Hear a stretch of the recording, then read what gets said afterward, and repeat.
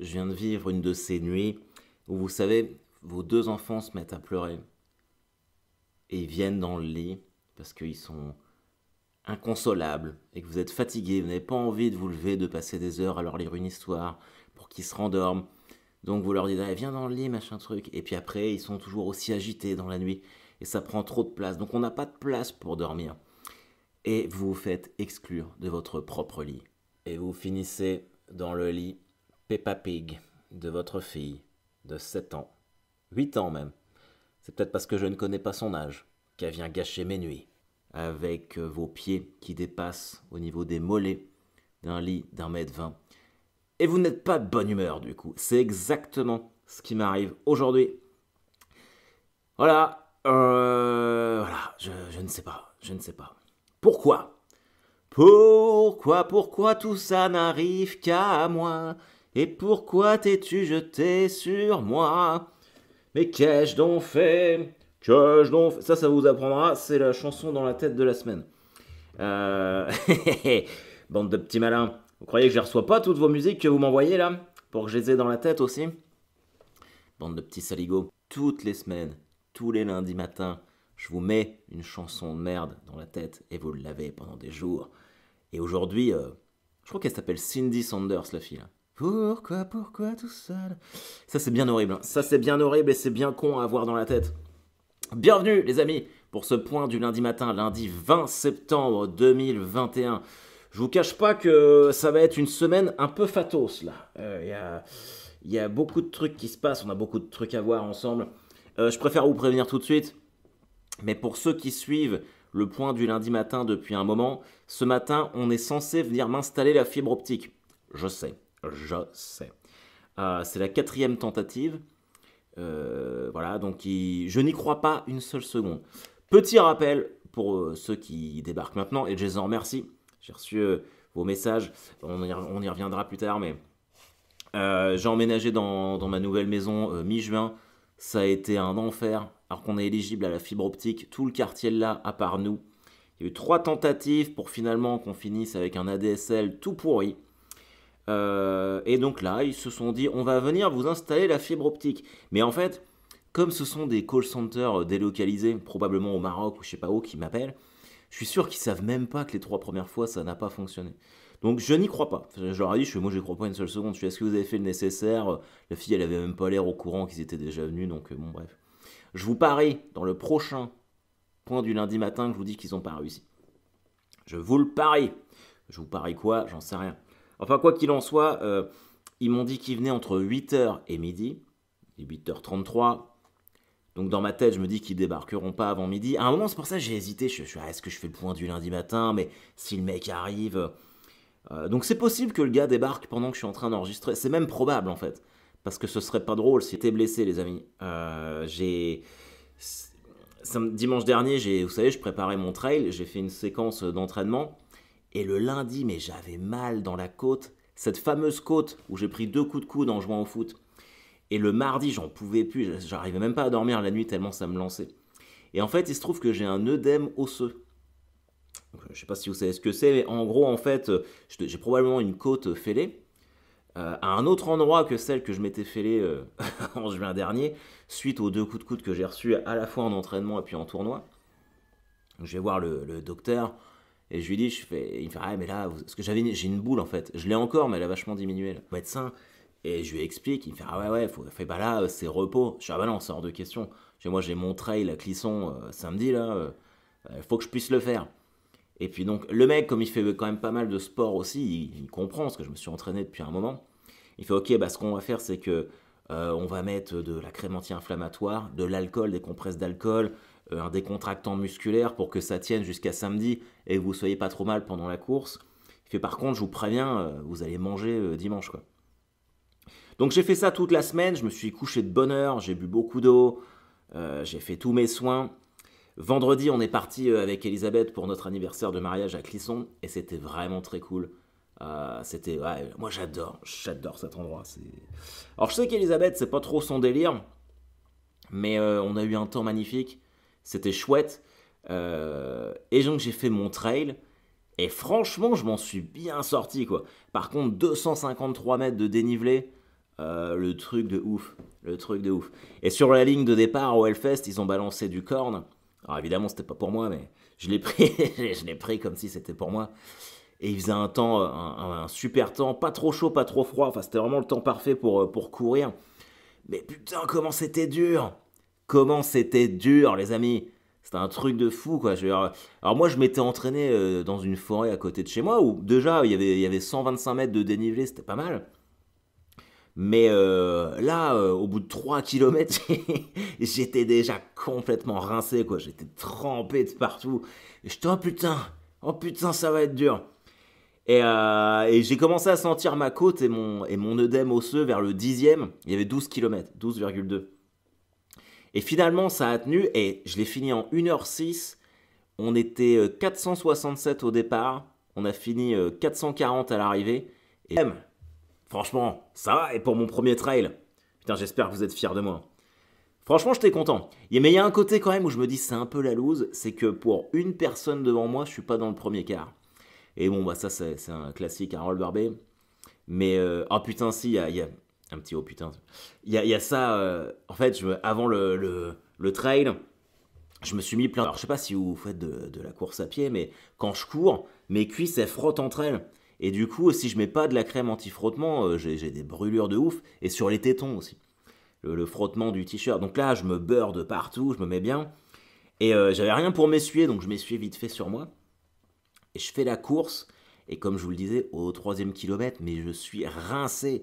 Je suis rincé, les amis, quoi. Je suis comme si je venais de prendre une douche, je suis trempé. Et à un moment, j'ai de la sueur qui me tombe dans l'œil, et je me frotte l'œil comme un con avec ma main, et il y avait encore de la crème anti-frottement. Et là, putain, ça m'a brûlé l'œil pendant moins 3-4 kilomètres. J'étais là, avec de la crème anti-frottement dans l'œil. Voilà, ça c'est un classique Harold Barbet aussi. Ça. Et, euh, et c'est très très chouette. Vraiment très chouette. Et quand je suis arrivé, bon, Elisabeth était là, il y avait... Mais en plus, ça fait plaisir de retrouver cette ambiance de course à pied vraiment, vraiment sympa, quoi. Par contre, la grosse hypocrisie du truc. Dans le sas de départ, donc on partait, je sais pas si vous êtes déjà allé au Hellfest, mais on partait à partir de la Warzone en fait. Et on était là, donc ouais, il y avait 467 personnes. Et donc il fallait mettre un masque sur la ligne de départ. Mais je veux dire, c'est ridicule. Déjà, ils contrôlent ton passe sanitaire à l'entrée. Donc on est tous là comme des cons dans le sas de départ. Et puis dès que le mec t'envoie le top départ de la course, là tu peux l'enlever. Mais tu restes quand même dans un groupe compact jusqu'à la sortie du Hellfest. T'as des gens qui te font comme ça dans le visage, mais non, enfin, il faut que tu mettes un masque avant. C'est ridicule. Ça m'a saoulé, ça. Surtout que j'avais pas de masque, j'avais oublié de prendre le mien. Et j'ai fini avec un masque d'Elisabeth, rose, trop petit pour moi. Et en fait, ça me tirait sur les oreilles. Du coup, j'avais des oreilles de lutin, tu vois, comme ça. Ça me coûte. Je sais pas si vous voulez regarder ce film. Les précones. Exactement ça, quoi. C'était.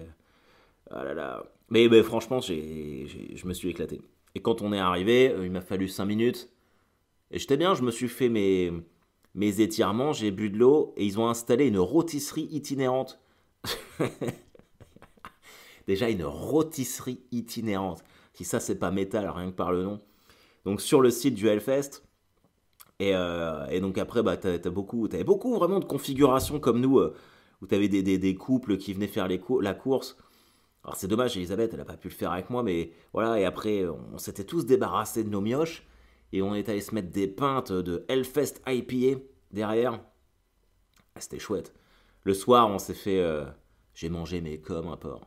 Mais comme un gros porc, quoi. J'avais tellement fait attention en matière de diététique 2-3 jours avant. Je me suis pris un saucisson au comté dans un café vers 18h avec Binous. Après, on est allé dans une pizzeria. J'ai fait une plancha de charcuterie mixte à partager. Je l'ai dégommé tout seul. Et après, une pizza au reblochon. J'ai pas pu la finir, par contre. Mais, oh tiens, d'ailleurs, il y a un truc marrant. Parce qu'Elisabeth, elle est végane. Et on se disait, comme c'est notre anniversaire de mariage, le vendredi, on avait déjà été dans une pizzeria. On s'est dit, bah pour le samedi, peut-être qu'on peut se faire un restaurant un peu plus sympa, un peu plus fancy. Sauf qu'on n'avait rien réservé, parce que nous, on est toujours à l'arrache. Et on trouve des restaurants dans Clisson un peu classe. Sauf que s'il n'y a pas d'option, tu vois, c'est relou quand t'es avec une végane, c'est que s'il n'y a pas d'option vegan, elle mange rien. Alors autant moi j'en ai rien à branler, mais bon voilà quoi. Et on va dans un restaurant à un moment. Déjà le nom du restaurant c'est Auberge du Château. Et donc elle arrive, moi j'arrive euh, tout content parce que je vois le menu, je me dis putain je vais me taper une entrecôte, un truc de ouf, tu vois, avec sauce camembert, sauce roquefort, je vais tremper mes frites dedans, ça va être incroyable. Et donc elle leur demande, bonsoir, voilà, je voulais savoir si vous auriez une option vegan. Et on tombe sur un mec qui doit avoir 18 ans, des boutons partout, tu vois. Comme, je sais pas si vous voyez dans les Simpsons, le mec qui vend des glaces, qui parle comme ça un peu. Pas Clétus, hein, mais un autre, un adolescent boutonneux. Le mec, pareil, il nous dit un truc, mais je sais pas, alors je sais pas s'il a été impressionné par Elisabeth ou quoi, mais il parlait comme ça, on comprenait rien. Donc elle fait, bah quoi, je comprends pas, elle fait, je vais renseigner. Et il revient, il fait, c'est pour quand? Et il fait, bah là maintenant, on est complet. Et en fait, je pense que les mecs, ils avaient tellement pas envie de se faire chier avec une végane, on dit que c'était complet. Et en fait, c'était complet partout, dans tout Clisson. Du coup, on a refini dans la même pizzeria. Et c'était très chouette. Et on a passé une bonne soirée. Hier, on est resté toute la matinée. On s'est fait un pique-nique sur le site. Et moi, c'est vrai que quand je pars du Hellfest, il me faut toujours un petit temps. Il me faut un petit temps où, voilà, quoi, le temps que je dise au revoir, que je fasse un petit tour. Mais c'était chouette. Mais en même temps, j'étais pas trop triste parce que je reviens dans 15 jours. D'ailleurs, mais comment ça m'a fait plaisir. On se promenait dans le Clisson et il y avait des affiches pour le festival d'humour L'air d'en rien avec mon nom dessus parce que je fais partie du line-up de ce festival-là. Et bah, voir mon nom dans Clisson, j'étais fier. J'étais très très fier, j'étais très content. Bon, évidemment, personne ne m'a reconnu parce que personne ne me reconnaît jamais. Mais, mais franchement, c'était cool. J'étais. Ouais. Ah, et puis en plus, si vous allez à Clisson et que vous aimez un peu. Vous aimez le métal, tout ça, je vous conseille une boutique qui s'appelle Sin City. C'est à côté du Carrefour Express de Clisson, près de la gare. Et moi, j'y vais à chaque fois parce qu'ils ont plein de trucs pour les enfants. Ils ont tout le merch du Hellfest aussi. Si vous voulez des t-shirts Hellfest, des trucs comme ça. Et là, on y va. Et j'avais dit, en fait, Léonard, je lui ai filé un de mes gobelets du Hellfest. Et Lauriane, elle en a pas. Je vais t'en trouver un. Je vais t'en trouver un ce week-end. Et on lui achète une super robe, parce qu'ils ont des super robes. Léonard, je lui achète une marionnette qui s'appelle Raccoon. C'est comme un raccoon, mais ils ont mis Raccoon. Et en fait, ses pattes, quand tu utilises ses mains, il fait des horns. Enfin, c'est incroyable. Limite, j'ai envie de le garder pour moi. Et enfin bref, la boutique, à chaque fois que j'y vais, ils sont extrêmement sympathiques. Et là, ils m'ont filé plein de stickers. Ils m'ont filé en cadeau un décapsuleur Sin City. Quand je leur ai expliqué ce que je faisais, machin truc, il y avait un t-shirt, il y avait un gobelet en fait, il y avait un seul gobelet Hellfest qui était rose et rouge que je voulais, mais il allait avec un t-shirt. Et en fait, il fallait que t'achètes le t-shirt, le pack et tout. Et je l'aurais fait, hein, j'aurais acheté le t-shirt à 25 € juste pour avoir le gobelet pour Lauriane, mais il n'y avait pas ma taille. Et en fait, ils m'ont filé le gobelet comme ça. Enfin, c'était vraiment adorable, quoi. Donc, surtout, n'hésitez pas une seule seconde. Bref, voilà. Voilà mon week-end d'anniversaire de mariage. Euh, Ça m'a fait du bien de vous parler de ça parce que là, cette semaine, je sais pas si vous avez ces moments de doute où vous vous dites, je sais pas si je vais y arriver. Et bah là, je suis là-dedans. Là, je suis là-dedans. Alors, je sais pas si c'est le fait que le tournage de l'île prisonnière commence cette semaine. Mais en plus, je suis vraiment désolé, mais j'ai dû. Avec mon agent, on avait filé tout mon agenda à la prod pour pas qu'il me cale des journées de tournage sur mes représentations. Et en fait, ils l'ont quand même fait. Du coup, on commence mercredi. Et mercredi, je devais jouer à Lille, au Spotlight. Et j'ai dû annuler. Enfin, oui, de toute façon, ça va être reporté, mais reporté l'année prochaine. Et vraiment, ça me fait chier parce que voilà, chaque fois que je viens, il y a du monde et puis on rigole bien. Et puis j'adore cet endroit. Lille, c'est une ville superbe. Et puis j'aime pas annuler des trucs comme ça, surtout au dernier moment. Je me sentais super mal en plus vis-à-vis du Spotlight, c'est le comédie club où je devais jouer. Mais Isabelle, la directrice, a été vraiment très très compréhensive. Parce que voilà, ça fait partie des gens qui me programment depuis longtemps et je sais qu'elle a envie de me voir réussir et qu'elle sait très bien que Je peux pas décliner une chance comme ça pour une série, mais ça me fait chier. Ça me fait chier de vous laisser tomber.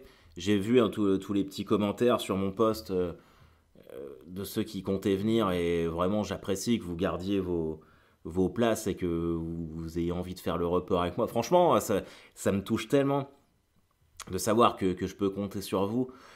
Ça me donne encore plus envie de me dépouiller pour vous faire un super show la prochaine fois que je vais venir, mais j'ai même pas encore la date de report. Je pense que ça sera pas avant avril 2022 ou un truc comme ça. Mais sachez que j'apprécie quoi. Si vous étiez tous là, je payerai ma tournée de Beubard, ça c'est certain. En tout cas, j'espère qu'il n'y aura pas d'autres annulations, parce que c'est franchement pas drôle, même que ce soit pour moi, pour les théâtres, pour tout le monde. Enfin voilà. Mais quoi qu'il en soit, il faut que je me remette de cette déception-là, parce que j'ai un texte à apprendre. Et c'est mercredi, ils ont envoyé tout ça super tard. Et je sais que le casting, je l'ai bien fait, mais là je me dis, putain, et si je le faisais mal? Et si j'étais pas bon? Et si, et si, et si? Et en fait, ça a commencé à tourner dans ma tête, et je me dis, merde, ça se trouve, voilà, je sais pas. Donc du coup, ouais, c'est compliqué, là, j'espère que... Moi, je pense qu'en répétant un peu, même en répétant beaucoup, ça va le faire. Mais là, il va falloir que je sais pas comment je vais faire. Mardi soir, je commente Stade Malherbe Dijon. Mercredi, il faut que je sois en Bretagne. Donc ça se trouve, je vais prendre la route direct après Stade Malherbe Dijon. Je passe 3 jours de tournage là-bas. Je sais même pas quand est-ce que j'ai fini, mais je sais que samedi, je dois être rentré parce que j'ai un show privé à Rouen où je joue mon spectacle. Enfin bref, ça va être... Là, aujourd'hui et demain, c'est mes seules journées où je peux... Limite, c'est un miracle que j'ai le temps d'enregistrer le podcast ce matin. Parce qu'il faut à la fois que je répète mon spectacle, parce que je ne l'ai pas fait depuis un moment, et que j'apprenne mon texte. Faut que j'aille courir, parce que je sens que je vais péter les plombs sinon. Vous allez me dire, le mec, il vient de 12 km. Mais justement, et c'est là où je veux en venir. Normalement, je suis blessé. Mais dimanche, avec mon équipe de bras cassés, on joue contre mon ancien club de seniors. Et là, il y a contentieux, il y a litige. Ça aurait été un autre club, je serais passé outre. Mais là, je veux absolument jouer ce match-là. Donc probablement qu'il va falloir que je parte tôt de Rouen dimanche matin pour arriver à 10h là où on doit jouer et que je puisse jouer ce match-là. Ouais, non, ça va être fat hein, comme semaine, ça va être compliqué. Mais en même temps, j'aime bien. Le seul risque que j'ai, c'est de me blesser, encore plus. Donc on verra. Et puis voilà. Et je suis en train de penser à une idée. Je sais pas ce que vous en pensez, mais je sais qu'il faut que je renforce ma présence sur les réseaux sociaux. Et, et moi, j'adorerais faire des chroniques. Je pense, tu vois. Enfin, j'adorerais qu'on me file ma chance sur des vraies chroniques, que ce soit sur des radios, des trucs comme ça. Sauf que c'est pas des choses auxquelles on peut postuler, c'est des trucs qui tombent comme ça. Et je le sais, parce que moi-même j'ai bénéficié de ces trucs-là quand j'étais sur France Bleu ou quand j'ai fait faire les grosses têtes. C'est des trucs où on vient de chercher. Et je me dis, j'en ai marre d'attendre qu'on vienne me chercher. Et j'ai envie de faire ma propre chronique. Genre une fois par semaine. Alors j'ai un espèce de petit concept, mais que j'ai d'abord testé auprès de Ambre, des gens qui travaillent avec moi. Mais je sais pas, j'ai envie d'avoir comme le point du lundi matin, ça a commencé comme ça aussi. Hein. J'en ai fait un lundi parce que je me faisais chier. Et puis finalement, je sais plus combien d'épisodes on en est maintenant, mais vous êtes là à l'écouter et puis on n'arrête pas et ça donne un rendez-vous. Maintenant, il y a des gens qui viennent, qui découvrent à la fois ce que je fais à travers le podcast ou qui découvrent le podcast à travers les vidéos. Donc c'est un truc que j'arrêterai pas maintenant. Et je sais qu'il y en a pas mal d'entre vous qui avaient apprécié quand j'avais fait le unboxing de Korn ou le live vidéo au Hellfest. Donc où vous pouvez voir ma trogne sur des coups de gueule ou... Pas forcément des coups de gueule, c'est pas mon style. Mais là, par exemple, la semaine dernière, j'ai fait une story sur un film que j'ai vu, là, Leprechaun Returns, que je vous conseille absolument. Mais ouais, je sais pas, un truc qui est un peu travaillé. Qu'est-ce que vous en pensez, vous? Je me range à vous parce que, clairement, c'est vous qui me poussez à faire ça. Donc, comme vous écoutez le podcast, je sais que vous serez sensible peut-être à la chronique. Et après, on peut élargir notre communauté, qui est toute petite. Donc ça pourrait être très très cool. Du coup, là, en plus, je me repenche sur l'actualité. Vous savez, avant que j'ai ma maison, je faisais des petits points actus à chaque fois dans le podcast. Et là, je me suis dit, ça serait pas mal qu'on s'y remette. Et je regardais, en plus, toute la semaine dernière, j'étais quand même pas mal occupé avec le taf. Et je regardais, j'entendais parler de la crise des sous-marins, tout ça. Et je me suis dit, tiens, faudrait que je regarde. Et j'ai commencé à regarder un petit peu. Je sais pas si vous avez suivi le truc, mais c'est un peu une histoire de ouf. Dans le sens où, en fait, c'est pas une. Enfin, d'après ce que j'ai compris, la France avait passé un contrat en 2016 avec l'Australie pour 12 sous-marins à propulsion nucléaire. Ou diesel, non, diesel. Diesel. Et voilà, il y en avait pour 56 milliards d'euros, un truc comme ça. Et là, la semaine dernière, les Australiens, sans prévenir la France, enfin, c'est même les États-Unis qui ont annoncé ça, sans prévenir la France, les Australiens ont passé un contrat donc, de 12 sous-marins avec les États-Unis et la Grande-Bretagne en mode alliance, à propulsion nucléaire, ces sous-marins-là, tout en dénonçant le contrat avec la France. Du coup, en fait, les gouvernements français, ils l'ont appris comme ça. Donc, il y a gros coup de pute. Confiance trahie, patati patata.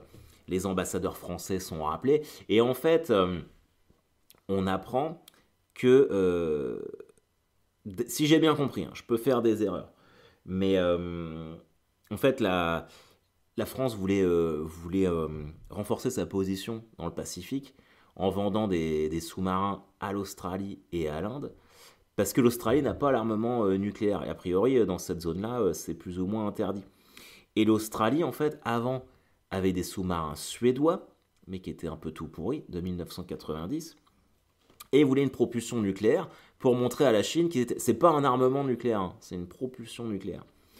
Et en fait, la France, il leur proposait qu'un truc diesel ou je sais pas quoi. Mais là-dessus, je suis pas bien certain d'avoir compris. Donc, si je fais des erreurs, n'hésitez pas à me corriger. Quoi qu'il en soit, ils ont fait ça en fait pour montrer à la Chine qu'ils n'avaient pas peur d'eux, parce ils ont un gros souci avec la Chine. A priori, ils ont demandé une enquête pour le Covid. Ils sont toujours en confinement en plus, hein, en Australie, à Melbourne.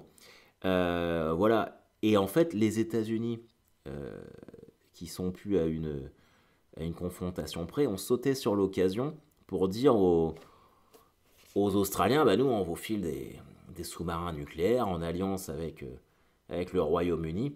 Comme ça, en fait, ils peuvent se placer et puis essayer un peu de contrecarrer la Chine là-bas, aussi bien stratégiquement qu'économiquement. Mais du coup, en fait, ça peut avoir un effet un peu boomerang, dans le sens où apparemment la Malaisie, l'Inde, machin truc, tout ça, ils se sentent menacés. Et ils voudraient aussi des trucs, des sous-marins ou la recherche de l'armement nucléaire auprès de la Chine. Et comme la Chine est très proche de la Russie aussi, ça sent, euh, ça sent un peu le pâté. C'est marrant parce qu'on sort d'une pandémie mondiale, et voilà, et ça commence à aller mieux, et les mecs, le premier truc qu'ils cherchent à faire, c'est de se foutre sur la gueule. Alors la France, dans tout ça, et ben la France a la place du con, et en fait, bah mine de rien, je trouve que ça démontre bien quelle est notre place dans le monde, quoi. C'est pas... oui, vous êtes là, on vous aime bien, mais en fait, vous pesez pas très très lourd. Vous pesez pas très très lourd. Et, et puis voilà. Attends, je suis en train de lire en même temps. Ouais, alors les États-Unis disent oui, mais nous on veut quand même travailler avec la France, machin truc. Après, ce qui me fait marrer, c'est, alors je vois le gouvernement français, ils rappellent leurs ambassadeurs. Macron demande à appeler Biden. Enfin, mais oui, c'est mignon. Ils vont faire semblant de te dire que t'es leur ami, mais ils en ont rien à branler. Je veux dire, sinon, ils auraient pas fait ça, quoi. Donc, je sais pas, ça pue un peu du cul, hein, tout ça, hein. Ça pue un petit peu du cul. Je sais pas comment ça va se goupiller, toutes ces conneries.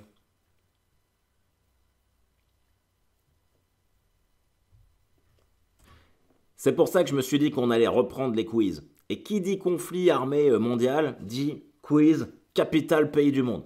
Je sais pas si je devrais mettre un jingle.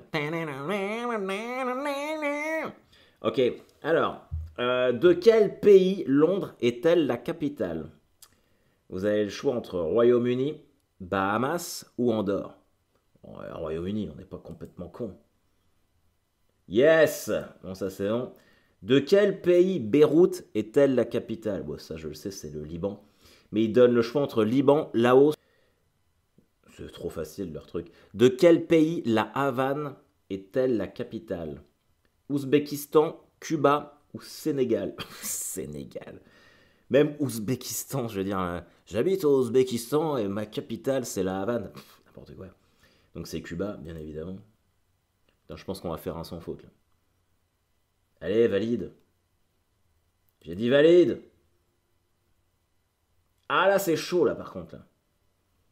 Attendez, putain, j'ai un problème d'internet encore. Oh là là, j'en peux plus. J'en peux plus. De quel pays Harare est-elle la capitale? Slovénie, Madagascar ou Zimbabwe? Vous diriez quoi, vous? Je dirais bien Madagascar.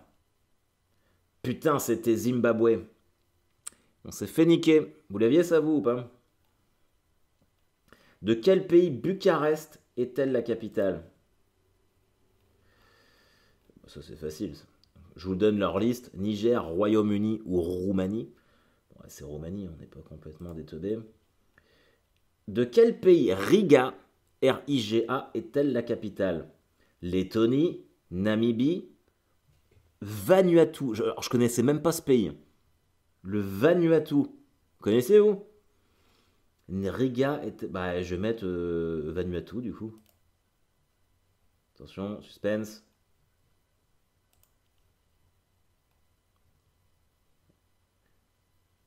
De la Lettonie, les amis. Riga est la capitale de la Lettonie. Bon. Du coup, j'aimerais bien savoir quelle est la capitale de Vanuatu. Attendez, je vais taper Vanuatu. Putain, c'est ouf ça. Vous connaissiez ça, Vanuatu? C'est quoi ce bordel? Le Vanuatu. Prononciation en français et Bichlamar. Vanuatu. Fête nationale le 30 juillet. Pays en Océanie. Le Vanuatu est un pays du sud de l'océan Pacifique composé d'environ 80 îles. Capitale, Port Vila. Voilà, c'est en Océanie, le Vanuatu. Ouais, si ça se trouve, vous connaissiez tous et moi je suis un teubé. De quel pays Zagreb est-il la capitale? Croatie, Suède, Uruguay. Trop facile, ça c'est la Croatie. Croatia-Zagreb. Je me souviens d'un match, Croatia-Zagreb, Olympique de Marseille. En 99 en Ligue des Champions, l'OM gagne 2-1, une superbe reprise de volée de Sébastien Pérez à l'époque. De quel pays Lusaka est-elle la capitale? La Zambie, les Seychelles ou le Kenya? Là, j'avoue que j'ai un doute là. Lusaka. Ils ont mis... Ouais, je vais mettre les Seychelles. Ça se trouve, il y en a qui font... Non, c'est pas ça. Allez, valide. Putain d'internet de merde. Eh ben, c'était le Kenya. Non, c'était la Zambie, je dis n'importe quoi. De quel pays Maseru est-elle la capitale? Les Otto, Émirats Arabes Unis ou le Malawi? Je vais mettre Malawi, c'est marrant à dire. Malawi, Malawi. Eh non, c'était le Lesotho. Pareil, c'est un pays que je ne connaissais pas. Putain, il y en a encore beaucoup ou pas? Je vais pas vous retenir pendant des heures.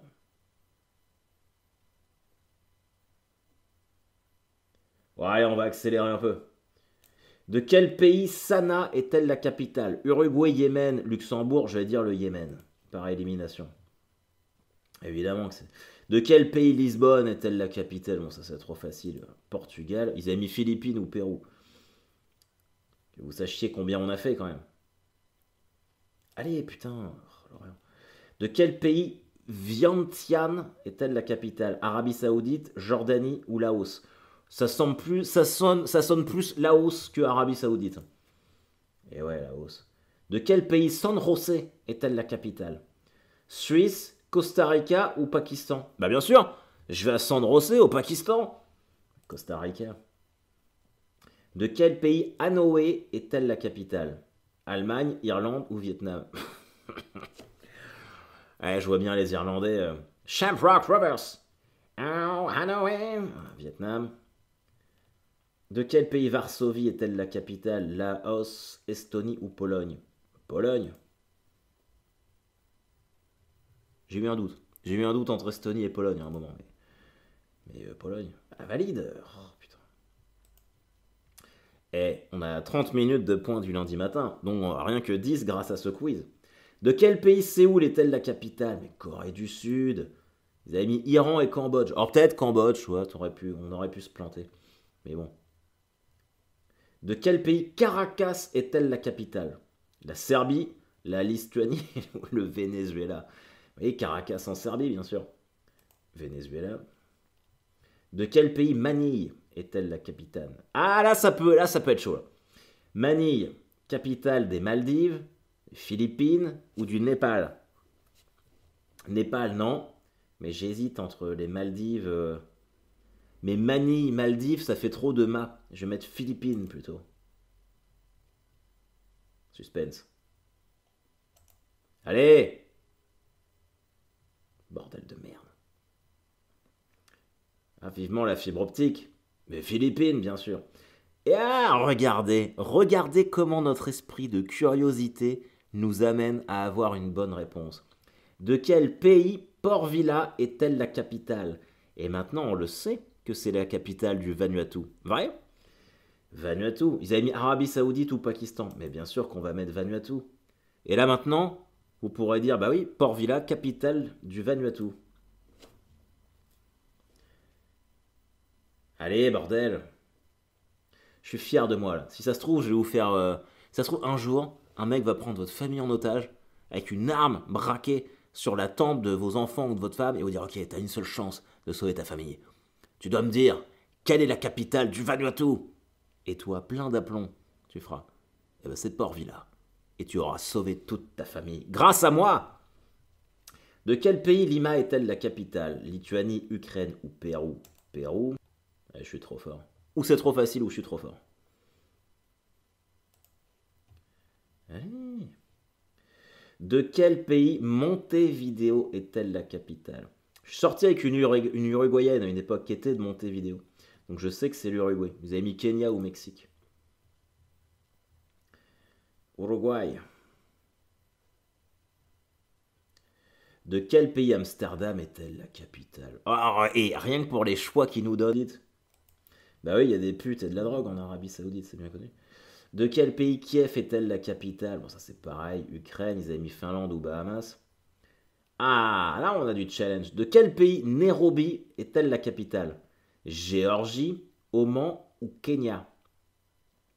Je pense que c'est le Kenya. On a presque fini. Alors, Kenya ou pas Kenya? Non, vas-y. Yes! De quel pays Asunción est-elle la capitale? Norvège, Paraguay ou Uruguay? Bah, vu que l'Uruguay, on a dit que c'était Montevideo et que la Norvège, c'est Oslo. On va mettre Paraguay. Hop. De quel pays Astana est-elle la capitale? Là, c'est chaud, là, par contre. Astana, Kazakhstan, Paraguay ou Bhoutan? Bon, Paraguay, non. Donc, Astana, capitale du Kazakhstan ou du Bhoutan? Je vais mettre Kazakhstan. Yes! De quel pays Ankara est-elle la capitale? Bon, ça, c'est la Turquie, je le sais. Il y a Allemagne, Turquie ou Zambie. On va mettre Turquie. Bon, ça se termine quand, ce quiz à la con? J'espère que vous n'avez rien d'autre à faire aujourd'hui. Allez, on sait, allez, valide. Le mec est toujours pas là pour ma fibre. De quel pays Amman, je sais pas, A2MAN, ça vous parle, est-elle la capitale? Jordanie, Danemark ou Malaisie? J'ai bien envie de mettre Jordanie quand même. Et voilà. De quel pays Bogota est-elle la capitale? Suisse, Croatie ou Colombie? Colombie, cartel. De quel pays... Alors ça c'est drôle. Ça c'est drôle, écoutez bien. De quel pays Panama est-elle la capitale? Le Rwanda, le Vanuatu ou le Panama? Ah là là là là, ils nous prennent vraiment pour des débiles. De quel pays Tokyo est-elle la capitale? Yémen, Lituanie, Japon. Japon. Et je vais regarder si on a encore beaucoup, parce que là... Ah ouais, non, non, mais bon, bah, on va s'arrêter là, parce qu'il y en a 450 encore. Je pense qu'on était pas mal, les amis. On s'est fait un point du lundi matin de 35 minutes.